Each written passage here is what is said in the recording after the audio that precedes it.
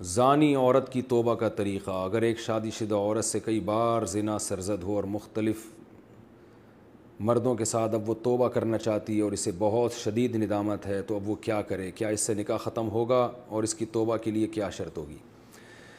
زنا بہت بڑا جرم ہے. قرآن میں اللہ نے فرمایا یہ اپنی خواہش پوری کرنے کا بہت برا راستہ، اور کنواری لڑکی کا زنا کرنا بہت بڑا جرم، شادی شدہ کا تو اور بھی بڑا جرم، اور مرد کا زنا کرنا بھی بہت بڑا جرم، عورت کا زنا کرنا اس سے بھی بڑا جرم ہے. تبھی اللہ نے جب زانی کی سزا بیان کی ہے نا، تو عورت کا ذکر پہلے کیا.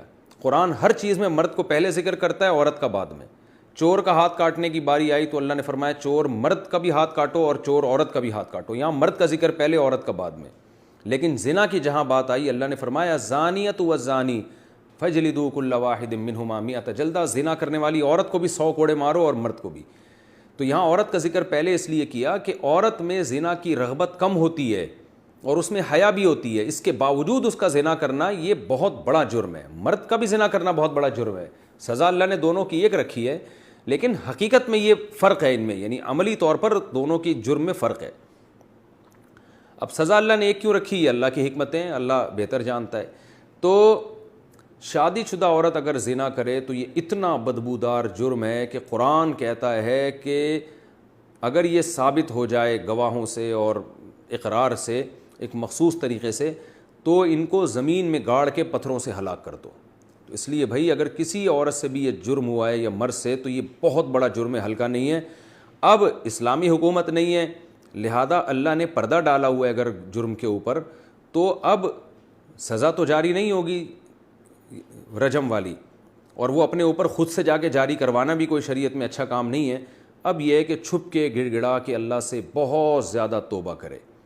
اللہ غفور الرحیم ہے، بڑے بڑے گناہوں کو معاف کر دیتا ہے. اور آئندہ کے لیے ولا تقربوا الزنا، قرآن کہتا ہے ایسے کام بھی مت کرو کہ زنا کی طرف تمہاری رغبت ہو. تو اس خاتون کو چاہیے کہ خوب گڑ گڑائے اللہ سے اور کچھ صدقہ خیرات بھی کرے، اور دوبارہ من تاب وآمن وعمل عملا صالحا، جیسے اللہ نے سورہ فرقان میں فرمایا جو توبہ کر لے گا اور اپنے عقیدے کو مضبوط کر لے گا اور آئندہ نیک اعمال اختیار کر لے گا، تو اللہ اس کے گناہوں کو معاف کر دے گا. تو ان کو چاہیے خوب اللہ سے توبہ کریں اور آئندہ کے لیے اپنی زندگی تبدیل کر دیں. اللہ غفور الرحیم ہے. اور پھر سچی توبہ کرنے کے بعد اس جرم کو بھول جائیں، نہ کسی کے سامنے تذکرہ کریں، نہ خود سوچیں ایسے جیسے کبھی کیا ہی نہیں ہے. ایسے اپنے بارے میں یہ ذہن میں رکھیں کہ جیسے میں نے کبھی یہ کیا ہی نہیں ہے، بار بار اس کو سوچیں نہیں. پھر ناجائز تعلقات میں لیے گئے تحفے کا حکم. اگر کسی کا ناجائز ریلیشن ہو اور محبت میں تحفے کا لین دین ہو، تو کیا اب ان تحفوں کا حکم کیا ہوگا؟ کیا وہ واپس کرنا ضروری ہیں؟ اگر اب اس بندے سے رابطہ نہیں ہے تو کیا اس سے رابطہ کر کے اسے سارے تحفے واپس کیے جائیں یا اس کی قیمت واپس لی جائے، یا اس کی قیمت واپس کی جائے؟ اس بارے میں رہنمائی فرمائیں. دیکھیں اگر کسی سے خدا نخواستہ ناجائز تعلق تھا تو اس نے جو گفٹ اس تعلق کو پیدا کرنے کے لیے دیے ہیں، یعنی کسی نے کسی عورت کو گفٹ دیے، نیت اس کی یہ تھی کہ تاکہ اس گفٹ سے یہ میرے ساتھ ناجائز تعلق رکھے، اور خاتون نے بھی لیے اسی نیت سے کہ بھئی میں اس لیے لے رہی ہوں تاکہ میں اس کی خواہش پوری کروں، اس کے ساتھ ناجائز تعلق رکھوں، تو پھر تو یہ گفٹ کا لین دین بالکل حرام تھا اور اس خاتون کے لیے اس گفٹ کا استعمال جائز نہیں ہے. اس کو صدقہ کر دیں وہ، یا اس گفٹ کو یا اس کی قیمت کو.